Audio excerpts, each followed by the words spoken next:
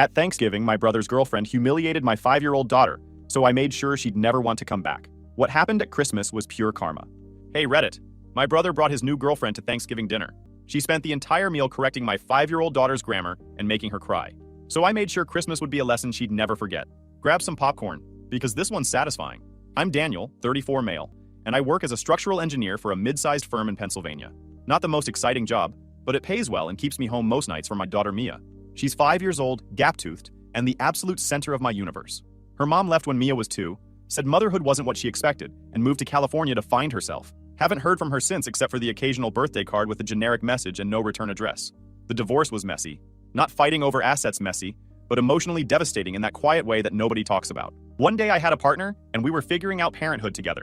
And the next day I was standing in an empty apartment with a crying toddler and no idea how to do any of it alone. So it's been me and Mia against the world for the past 3 years. My parents help when they can, but they're both still working and busy with their own lives. Dad's a regional manager for a hardware chain. Mom works part-time at a library. I learned to braid hair through YouTube tutorials, watching the same video until I could do a decent French braid. Mastered the art of packing school lunches that actually get eaten. Can recite every episode of her favorite cartoons from memory. It's exhausting and lonely sometimes, but watching her laugh makes every struggle worth it.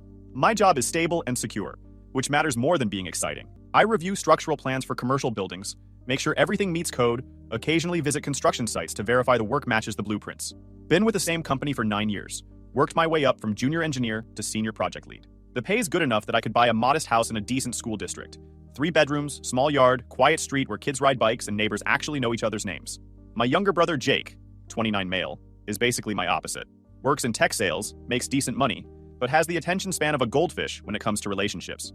In the past 5 years, he's had maybe 8 serious girlfriends, each one lasting anywhere from 2 months to a year. He falls hard and fast, convinced each new woman is the one, until reality sets in, and the relationship implodes. There was Jessica, the yoga instructor who dumped him when she realized he had no intention of becoming vegan. Then Amber, the real estate agent who lasted 3 months. Each breakup sent Jake into a spiral of dramatic texts and late-night calls, asking where he went wrong. Our parents used to take his relationship seriously, but after the 4th or 5th dramatic breakup, they learned to just smile and nod. Mom stopped learning his girlfriends' names until they'd been around at least 6 months. Dad made jokes about keeping the guest room ready for whoever Jake's bringing this week. Growing up, Jake and I were close. Different, but close. I was the steady one, good grades, played by the rules, went to state school on a partial scholarship. Jake was the charmer, barely passed classes, talked his way out of trouble, somehow landed on his feet every time. Our parents treated us fairly equally, though I think they worried more about Jake since he seemed to need more guidance. After I had Mia, Jake became an amazing uncle. He'd show up with toys, play dress-up, let her paint his nails purple. Mia loved him. He'd take her to the park, push her on the swings for hours, buy her ice cream even though I'd specifically said no sugar before dinner. He was the fun uncle who let her stay up late watching movies and taught her ridiculous songs that got stuck in my head for days. She adored him, and honestly, seeing him with her made me believe he'd be a great dad someday, if he ever settled down. So when he called in early November, saying he was bringing someone special to Thanksgiving, I was genuinely happy for him. Maybe this time would be different. Maybe he'd finally found someone who saw past the surface charm to the decent guy underneath. The someone special was Melissa. They'd been dating for 4 months, his longest relationship in 2 years. Jake was absolutely smitten, talked about her constantly, called me at least once a week just to tell me about something funny she said or something sweet she did.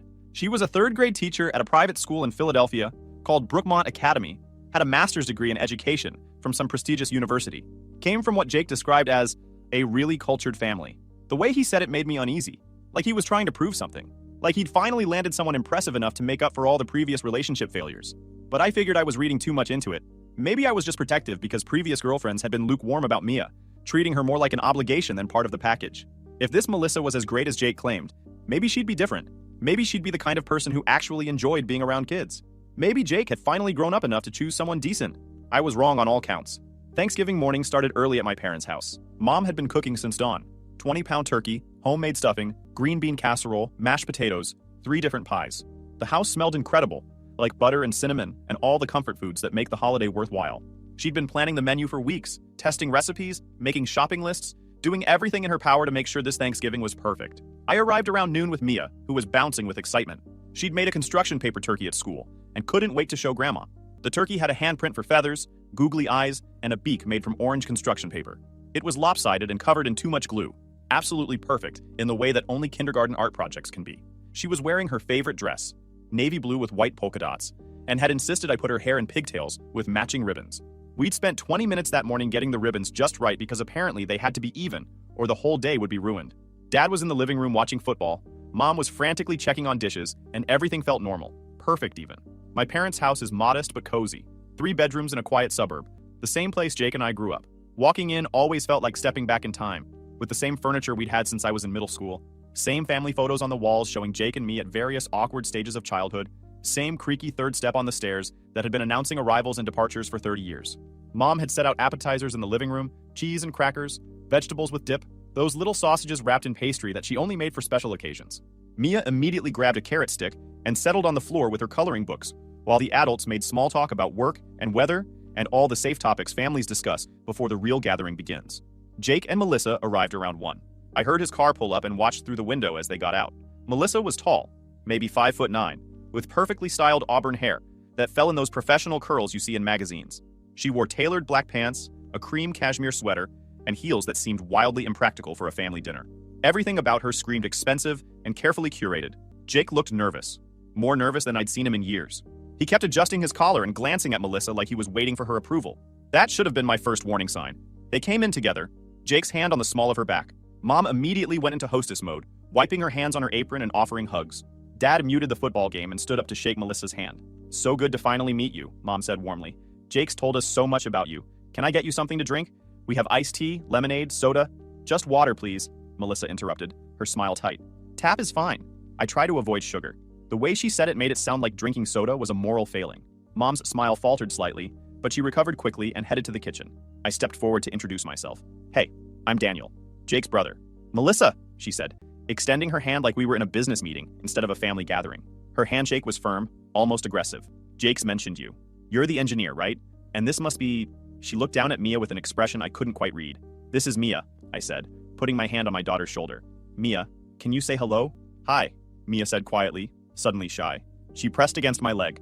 "Well," Melissa said, her voice taking on that overly sweet tone people use when they're not comfortable around kids. "Aren't you just precious?" The word precious somehow sounded condescending coming from her mouth. Jake jumped in nervously. "Mia's in kindergarten, right? Tell Melissa about your school." Before Mia could answer, Melissa was already talking. "I teach 3rd grade at Brookmont Academy. It's a very rigorous program. We really focus on fundamentals, grammar, composition, critical thinking skills. So many children these days lack basic language skills because parents don't emphasize education early enough." She said this while looking directly at me, like I was one of those negligent parents she was criticizing. "Mia's doing great in school," I said evenly. "Her teacher says she's reading above grade level." "Oh, that's wonderful," Melissa said in a tone that suggested it was anything but. "Public school or private?" "Public." That single sound contained volumes of judgment. Jake cleared his throat. "Should we go see if your mom needs help, babe?" Babe. Jake had never called any girlfriend babe before. This was serious for him. We all moved into the kitchen and dining room area where Mom was setting the table. The dining room wasn't fancy, just a regular rectangular table that could seat 8, with mismatched chairs that had been collected over years. Mom used her good tablecloth, the white one with embroidered flowers that only came out for holidays. Melissa surveyed the scene with an expression somewhere between amusement and pity. "This is lovely," she said, in the same tone someone might use when visiting a museum dedicated to obsolete technology. "Very traditional," Mom beamed, not catching the subtle insult. "Thank you, dear. I know it's not fancy, but we like to keep things simple." "Oh, I think simple is perfect," Melissa said. "My family usually does Thanksgiving at my aunt's estate in the Hamptons. Catered affair, you know. Lobster, crab legs, oysters. Very elaborate. But I told Jake I wanted to experience a more authentic holiday this year." The way she said authentic made it sound like we were a living history exhibit. Dad, bless him, had already clocked that something was off. He gave me a look that said, "Is this woman for real?" I gave him a slight shrug in return. We all sat down to eat around 2 o'clock. Mom had outdone herself. The turkey was golden brown and massive, surrounded by all the traditional sides. She'd even made Jake's favorite cranberry sauce from scratch, the kind with orange zest that takes hours to prepare properly. As we started passing dishes, Melissa's commentary began in earnest. "Oh, you went with traditional turkey," she observed, watching Mom carve. "That's sweet. Most people don't realize that turkey is actually quite dry if you don't brine it properly." At Brookmont, we did a whole unit on Thanksgiving traditions, and the students learned that the Pilgrims probably didn't even eat turkey. It was more likely venison or fish. Mom's knife paused mid-slice. "Well, I've been making turkey for 30 years, and nobody's complained yet." "Of course not," Melissa said quickly. "I'm sure it's delicious. I'm just saying what the historical record shows." Jake jumped in, trying to smooth things over. "Mom's turkey is the best. I've been looking forward to this all week." Melissa took a small portion of turkey when the platter reached her, examining it like it might be contaminated. She took one bite, chewed thoughtfully, then reached for her water glass. "It's a little dry," she announced to the table. You probably didn't brine it, right? Brining really makes all the difference. My aunt's chef always brines for 48 hours with a special herb mixture. It's absolutely transformative. The room went silent except for the sound of forks on plates. Mom's face flushed slightly, but she just smiled tightly and said, "I'll have to try that next year." Dad was gripping his fork harder than necessary. I could see the muscle in his jaw working. My father is patient.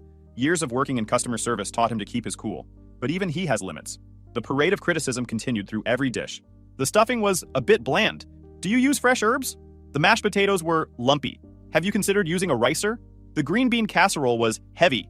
My family does a lighter version with fresh green beans and almonds, no canned soup. When Mom brought out the rolls, store-bought because she'd run out of time to make them from scratch, Melissa actually laughed. "Oh, you bought these?" My family always makes everything from scratch. It's really not that hard. And the taste difference is incredible. Mom set down the basket of rolls without comment and returned to the kitchen. Through the doorway, I saw her standing at the counter with her back to us, shoulders tight. That's when I started getting angry. These little comments might seem minor individually, but they were adding up to a clear message. Nothing we did was good enough for Melissa's standards. And Mom, who had spent 2 days preparing this meal, was being made to feel inadequate in her own home. But I held my tongue. Jake was my brother. And maybe Melissa was just nervous. Maybe she was trying too hard to impress us, and it was coming out wrong. I decided to give her the benefit of the doubt. Then she turned her attention to Mia. My daughter had been quiet through most of the meal, working her way through small portions of turkey and mashed potatoes. She was a picky eater. Most 5-year-olds are. But she was trying everything Mom had made. Mia looked up at Melissa with those big brown eyes and started talking, the way kids do when they warm up to someone. "We're doing a play at school," she said excitedly. "For Christmas.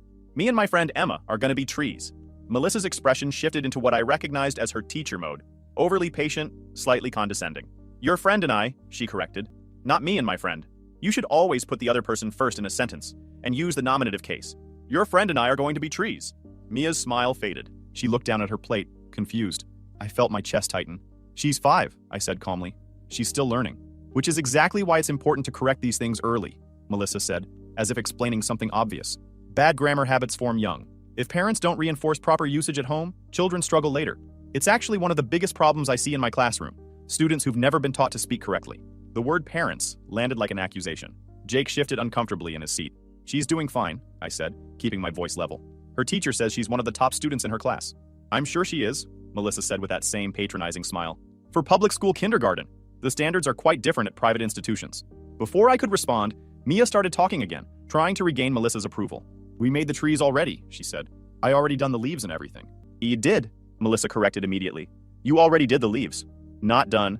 Done is a past participle and requires a helping verb. You would say, "I have done," or simply, "I did." Mia's bottom lip started to tremble. She looked at me with confusion and hurt in her eyes, not understanding why this woman kept interrupting her story to criticize how she talked. I put down my fork. "Melissa," I said, my voice firm now. "She's 5 years old. Could you maybe ease up on the grammar lessons? She's just trying to tell you about her school play." Melissa looked genuinely surprised, like I'd said something unreasonable. "I'm a teacher, Daniel. This is what I do. I'm helping her develop proper language skills. You should be thanking me." "She doesn't need a teacher right now," I said. "She needs family who'll listen to her stories without making her feel stupid."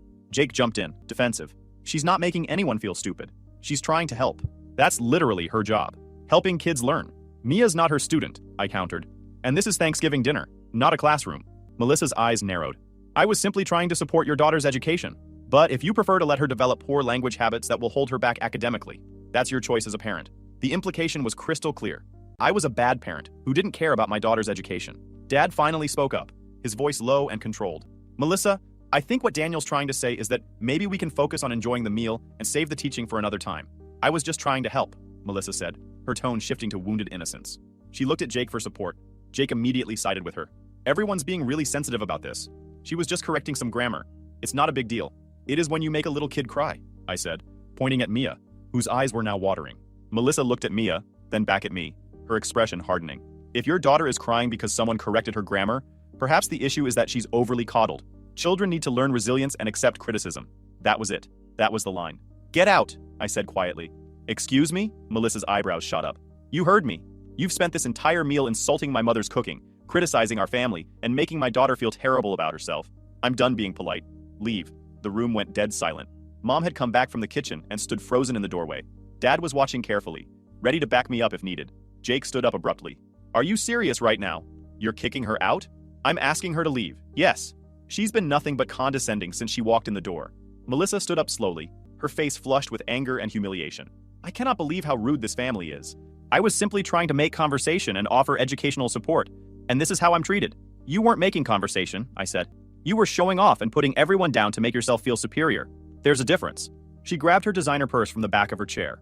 I've never been so insulted in my life. Jake, are we leaving or are you staying with these people? Jake looked torn, glancing between Melissa and the rest of us. For a second, I thought he might stay. Then he grabbed his jacket. This is messed up, he said to me. She's my girlfriend. You can't just kick her out. I just did, I replied. Jake and Melissa left without another word. The door slammed hard enough to rattle the picture frames in the hallway. The silence that followed was deafening. Mom slowly sat down at the table, staring at her now cold dinner. Dad let out a long breath. I could hear the kitchen clock ticking, measuring out seconds that felt like hours. Well, he finally said, that was quite the Thanksgiving. Mia crawled into my lap, burying her face in my chest. Did I talk wrong, Daddy? She whispered, her voice so small it broke my heart. My heart broke. No, baby. You talked perfectly fine. That lady was just being mean. She's a teacher, though. Teachers know stuff. Teachers know a lot of things, I agreed, stroking her hair and feeling the anger rise up in my chest all over again. But they don't know everything. And even teachers can be wrong about how to treat people. Being smart doesn't mean being kind, and kind is way more important. Mom reached over and squeezed Mia's hand. Your daddy's right, sweetheart. You're absolutely perfect just the way you are. Don't you ever let anyone make you feel like you're not good enough? We tried to salvage the rest of the dinner, but the mood was ruined. Mom reheated everything, but the food tasted bland now, like all the joy had been sucked out of it. We ate mostly in silence, each of us lost in our own thoughts about what had just happened. Dad tried to make conversation about the football game, but even he seemed deflated. The whole afternoon had this heavy feeling, like we were mourning something. By 4 o'clock, I was loading Mia into the car to head home. She was quiet, subdued in a way that wasn't normal for her. Usually after family gatherings, she'd chatter the whole drive home about what Grandma said or what game she played with Uncle Jake. This time, she just sat in her car seat, clutching her construction paper turkey and staring out the window. As I was buckling her in, Dad pulled me aside. You did the right thing, he said. That woman was out of line. Way out of line. Jake's going to be furious with me. Let him be furious. He needs to learn that you can't bring someone into this family who treats people like that. Especially not Mia. I nodded, but I felt sick to my stomach. Jake and I rarely fought, and when we did, it never lasted long. But this felt different. This felt bigger. I drove home with Mia singing quietly in the back seat, trying to cheer herself up. When we got home, she asked if Uncle Jake was mad at her. No, sweetie.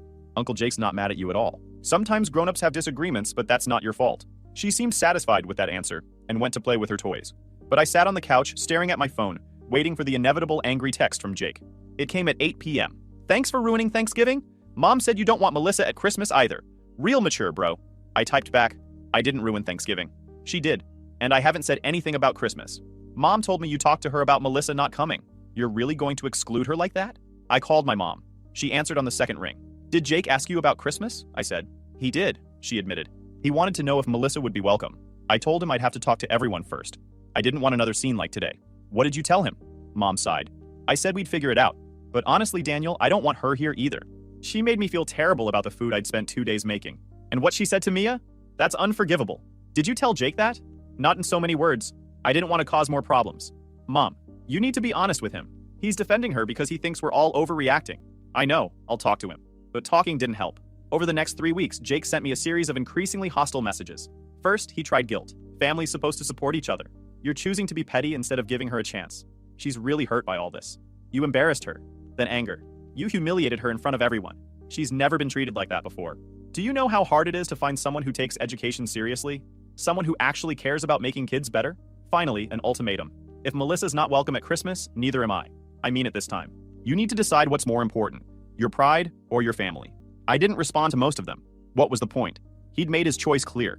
Each message that came through just confirmed what I already knew, that Jake was so desperate to make this relationship work that he couldn't see how toxic it was. Or maybe he could see it and just didn't care, because being with someone cultured mattered more than how she treated his family. My ex-wife, Sarah, I should mention her actually, she's a pediatric nurse who works night shifts at the hospital. She and I divorced when Mia was 3, but we co-parent well. She has Mia every other weekend and Wednesday nights. The divorce wasn't about fighting or cheating or any dramatic reason. We just realized we wanted different things from life. She wanted to focus on her career and travel, and I wanted to be a present parent. We're better as co-parents than we ever were as spouses. When I told her about Thanksgiving, she was furious on Mia's behalf. That woman corrected a 5-year-old's grammar at a family dinner? She said, incredulous. Who does that? What kind of person makes a kindergartner feel bad about how they talk? Apparently, Jake's girlfriend. You should keep her away from Mia. People like that are toxic. They don't change. They just find new victims. Trust me, I see it all the time with the kids in the hospital. Parents who are more concerned with their children being perfect than with their children being happy. I agreed, but I also knew that the Christmas situation was going to get messy. If Jake refused to come without Melissa, it would create a rift in the family that might not heal easily. My parents would be heartbroken. Mia would be confused about why Uncle Jake wasn't there. And part of me still hoped that maybe Jake would see reason, that he'd choose his family over this woman who'd shown us exactly who she was. Then, about a week before Christmas, my mom called with an idea. What if we invite her? Mom said. Are you kidding? Hear me out. What if we invite her, but on our terms? We control the situation. Make it so uncomfortable for her that she'll never want to come back. Mom, that sounds like a recipe for disaster. Or it's a recipe for justice, she said. That woman made me feel terrible about my cooking. She made Mia cry. She needs to understand that she can't treat people like that. I was skeptical, but I was also intrigued. What did you have in mind? Leave it to me, she said mysteriously. Just make sure you bring Mia. And maybe prepare some questions about grammar and teaching. Educational questions. Mom, what are you planning? You'll see. Trust me. I wasn't sure I did trust her. Mom's idea of subtle revenge was sometimes about as subtle as a brick through a window. But I agreed. Mostly because I was curious to see what she'd come up with. Christmas Day arrived cold and gray, with a light dusting of snow making everything look like a postcard. Mia was excited. She'd been talking about Santa for weeks and was thrilled to show off her new toys to Grandma and Grandpa. We arrived at my parents' house around noon. The place was decorated within an inch of its life, lights on every surface, garlands wrapped around the staircase, a massive tree in the corner of the living room. Mom had gone all out. Jake and Melissa showed up about 20 minutes later. Melissa was wearing a red designer dress that probably cost more than my monthly mortgage payment, heels high enough to require insurance, and a smile that suggested she thought she'd already won some invisible competition. Merry Christmas, Jake said stiffly, avoiding eye contact with me. Merry Christmas, I replied, just as stiffly. Melissa surveyed the decorations with that same condescending amusement. How festive, she said. Very maximalist. We like Christmas, Mom said cheerfully, hanging up their coats. Can I get you something to drink? Water's fine, Melissa said. Do you have sparkling? Just tap, I'm afraid. That's fine. The way she said it suggested it was anything but fine. We all settled in the living room. Mia immediately started showing Jake her new dollhouse, chattering excitedly about all the tiny furniture. Jake seemed genuinely interested, which reminded me why I loved my brother despite our current issues. Melissa, however, kept checking her phone and glancing around like she was looking for an exit. After about 15 minutes of small talk, Mom clapped her hands together. All right, everyone. I have a special activity planned for today. Since Melissa's a teacher, I thought we could do something educational and fun. Melissa perked up immediately. Oh, I love educational activities. What did you have in mind? Mom pulled out a stack of colorful flashcards from a bag she'd hidden behind the couch. I made a little game called Christmas Grammar Challenge. Since you're so passionate about proper language use, I thought you'd enjoy helping us all improve our skills. Melissa's eyes lit up like a kid on Christmas morning. What a wonderful idea. I'd be happy to help. Great, Mom said, her smile a touch too bright. Here's how it works. I'll show everyone a card with a sentence on it. Some will be grammatically correct, some won't. Whoever identifies the error and explains how to fix it gets a point. But, she held up a finger, you also have to demonstrate how you would teach this correction to a kindergartner. In other words, tone matters just as much as accuracy. We'll all vote on whether your teaching style was appropriate. I started to understand Mom's plan. This was brilliant. Melissa, oblivious to the trap, nodded eagerly. That sounds perfect. Grammar education really is about both content and delivery. Exactly, Mom said. And since you're the professional, we'll hold you to the highest standard. You'll lose points if your tone is too harsh or condescending. After all, good teachers know how to correct without crushing spirits, right? Of course, Melissa agreed, still not catching on. We all sat down around the coffee table. Mom shuffled the cards and pulled out the first one. Okay, here's the first sentence. Me and Santa went to the North Pole. Melissa's hand shot up like she was in 4th grade. Oh, that's easy. It should be Santa and I. You always put the other person first, and me is objective case while I is nominative. You wouldn't say me went. You'd say I went. So it's Santa and I went. Grammatically correct, Mom said. But let's vote on delivery. How would everyone rate her tone if she were teaching this to a 5-year-old? Dad pretended to consider this seriously. Bit harsh. Felt like I was being scolded. I give it a 6 out of 10. I agree, I added. The content was right, but the delivery was abrupt. Maybe a 7. Mom made a show of writing down scores. So that's an average of 6.5, 1 point for accuracy, minus 0.35 for tone. You're at 0.65 points, Melissa. Melissa's smile twitched. This seems like a very complicated scoring system. Education is complicated, Mom said sweetly. Next card. I already done my homework. Again, Melissa jumped in. It should be I already did my homework, or I've already done my homework. You can't use done without a helping verb. Technically correct, but her tone was even more clipped than before. This time, Dad gave her a 5. I gave her a 6. Mom gave her a 4. That's an average of 5, Mom calculated. 1 point for accuracy, minus half a point for condescending tone. You're now at 1.15 points total. This is ridiculous, Melissa muttered. Is it? Mom asked innocently. You seem to think it's fine to correct others. Surely you don't mind being held to the same standard? Jake shifted uncomfortably. He was starting to see where this was going. We continued through 10 more cards. Each time, Melissa gave the grammatically correct answer. And each time, her delivery became sharper, more impatient, more condescending. Her score kept getting dragged down by our tone votes. Meanwhile, when it was Mia's turn, we all praised her warmly for getting even one answer right, demonstrating exactly how you're supposed to encourage a child who's learning. By the end of the game, Melissa was in last place with 4.2 points. Mia was in second place with 8 points. And Mom, who had deliberately given overly enthusiastic and encouraging responses to every question, won with 12 points. Well, Mom announced, it looks like I'm this year's Christmas grammar champion. Melissa, you came in last place. But don't worry, maybe next year you'll do better if you work on your teaching style. The room was silent. Then Dad started laughing. Then I started laughing. Even Mia giggled, not fully understanding why but enjoying the mood shift. Melissa's face went through several colors. Pale white, then pink, then deep red. Her jaw clenched so hard, I thought her teeth might crack. This is absurd, she said, standing up abruptly. This whole thing was designed to mock me. Mock you, Mom said, her voice dripping with innocence. We're just playing an educational game. I thought you'd enjoy it, being a teacher and all. You deliberately made me look bad. No, sweetie, I said, using the same condescending tone she'd used on Mia at Thanksgiving. You made yourself look bad. We just gave you an opportunity to show everyone who you really are. Her eyes narrowed as she finally understood what had happened. You planned this. All of you. We planned a family game, Dad said calmly. You chose how to play it. Melissa grabbed her designer purse, hands shaking with rage. I don't have to stay here and be humiliated by people who wouldn't know proper grammar if it hit them in the face. Probably true, I agreed. But at least we know how to be kind to children. That's more valuable than perfect grammar any day. She turned to Jake, who'd been sitting in mortified silence through the whole thing. Are you coming? Or are you staying with these people? Jake looked at her, then at the rest of us. For a long moment, nobody moved. Then he said quietly, I think you should go. Melissa's face registered pure shock. What? I think you should leave, Jake repeated, his voice stronger now. This whole thing. Thanksgiving today? They're right. You've been awful to my family. To my niece. I didn't want to see it, but I can't keep pretending it's okay. Are you breaking up with me? On Christmas? I'm saying I need time to think. And you need to leave. Melissa looked around the room, searching for an ally and finding none. Her perfect composure finally cracked. Fine. You're all uncultured, classless people anyway. I should have known better than to waste my time with a family like this. She stormed out, heels clicking sharply against the hardwood floor. The door slammed behind her. Jake sat down heavily, running his hands through his hair. I'm sorry, he said to the room. I should have said something at Thanksgiving. She was different when it was just us. I didn't realize how bad she was. We noticed, Dad said dryly. I'm really sorry, Mia, Jake said, kneeling down next to my daughter. That lady wasn't very nice to you. Uncle Jake should have protected you better. Mia hugged him. It's okay, Uncle Jake. Daddy says sometimes people make mistakes. Your daddy's a smart man, Jake said, looking at me. I'm sorry. To all of you. We're good, I said, meaning it. Just maybe actually listen to us next time we tell you someone's terrible? He laughed, the tension finally breaking. Deal. We spent the rest of Christmas the way it should be spent.